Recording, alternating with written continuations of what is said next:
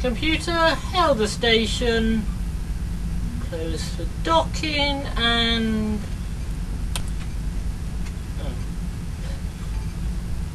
Ooh! Come on!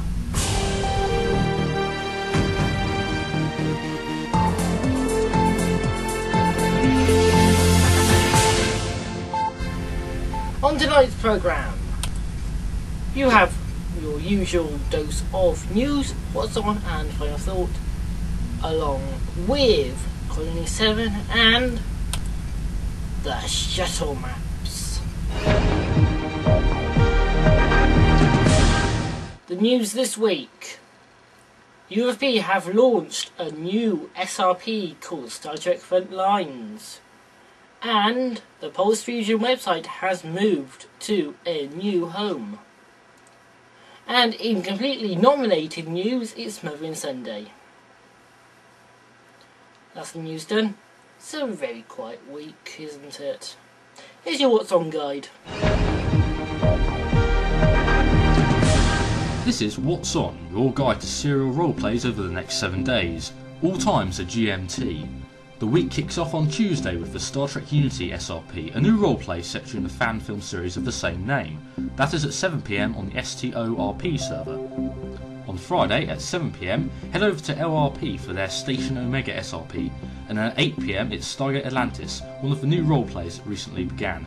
Or if you want a Stargate fan, then head over to STORP at 8 for the USS Excelsior SRP.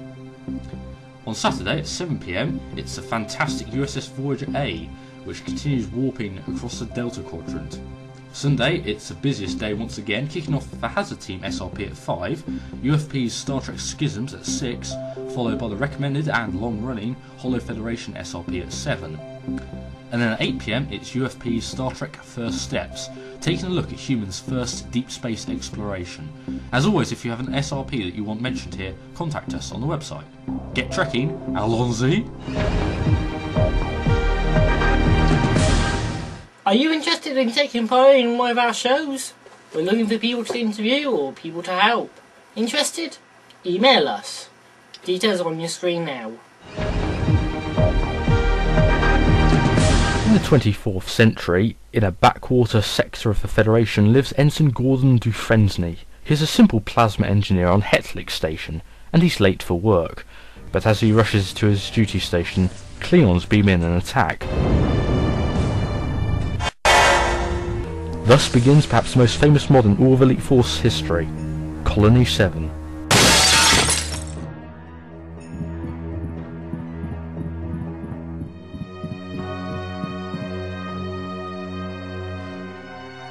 I hear footsteps. A lot of footsteps. Run! They're right behind us!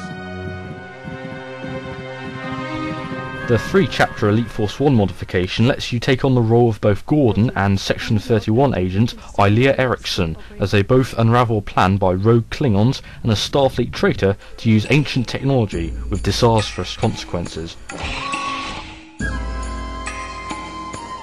Welcome to our Holy Moon, child.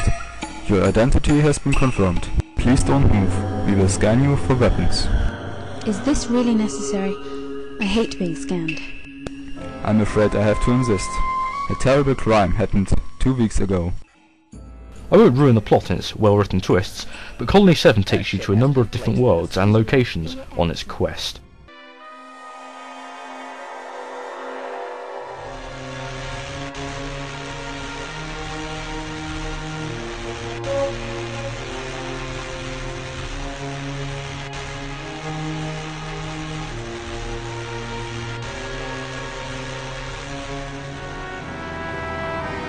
They seem to be holding a conference in there. I can't hear a word they're saying. Despite using mostly stock textures and models, Colony 7 is well built, both in terms of mapping and design. If I was told these levels were an extension to the original Elite Force, the only thing that would give it away would be the low quality-ish voiceovers.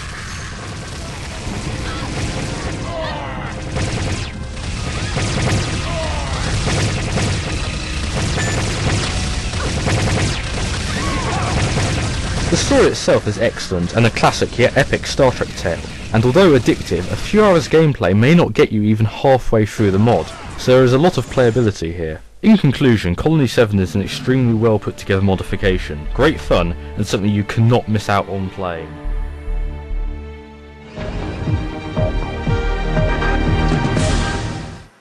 At the beginning of the show, you might have noticed I was in a shuttlecraft. I'm back in the studio now, of course. But that's our focus for this week's map review. We're having a look at the shuttle maps. There's quite a range of them that was created by Cinema Alpha. Let's have a look. In the collection of shuttles, you have got 6, 9, 10, 13, and the bonus 18. That's not the lottery numbers, that is the types of shuttles that you can play.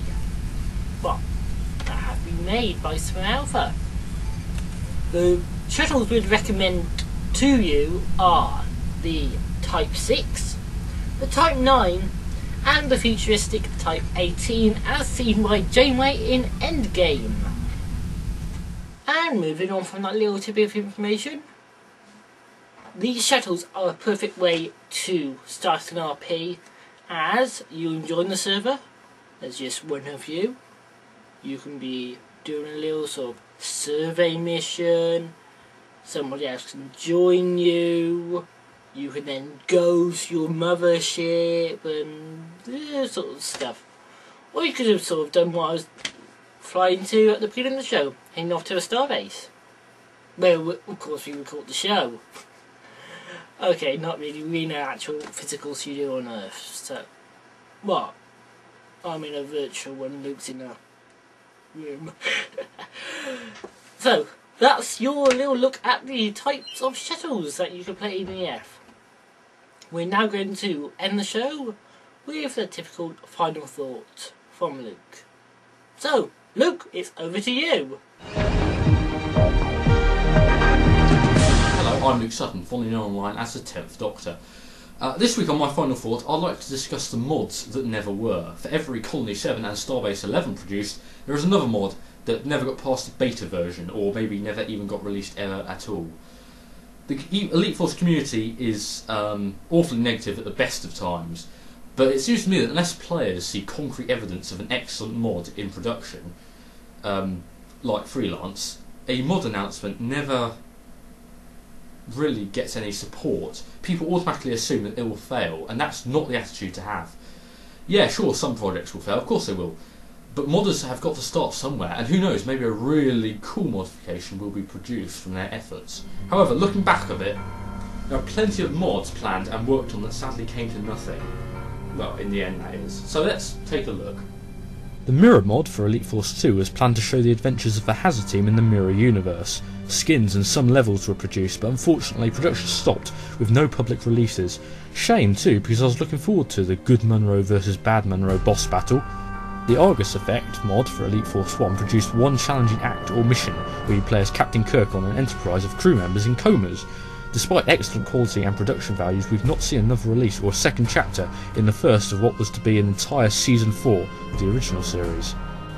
Then of course there was the Elite Force 2 Star Trek Nemesis mod, which would have covered the events of the film. A lot of mapping was done, including the Scimitar interior and damaged Enterprise corridors. A lot of people worked on this mod, including myself, led by the oddly named Safi Sucks. The mod unfortunately ended up being a failure due to the lack of progress, and there is nothing releasable. Also for Elite Force 2 was Star Trek Explorer by Admiral Hocking, that whilst looking impressive has never been released publicly and likely never will be. Finally, the Academy Murder single player mod would have had you investigate the murder of a professor at Starfleet Academy, but only a cinematic was created explaining the setup. It's a real shame that some of these were never completed. Of course, in this community and in game communities in general, even a couple of years is an entire lifetime for mod production. Let's hope that mods such as Freelance are successful and bring something new to Elite Force. Remember, support, don't dismiss. Until next time, good night.